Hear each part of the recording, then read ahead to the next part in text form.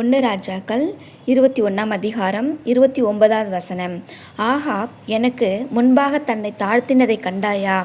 அவன் எனக்கு முன்பாக தன்னை தாழ்த்துகிறபடியினால் நான் அவன் நாட்களில் அந்த பொல்லாப்பை வரப்பண்ணாமல் அவன் குமாரன் நாட்களில் அதை அவன் வீட்டின் மேல் வரப்பண்ணுவேன் என்றார்.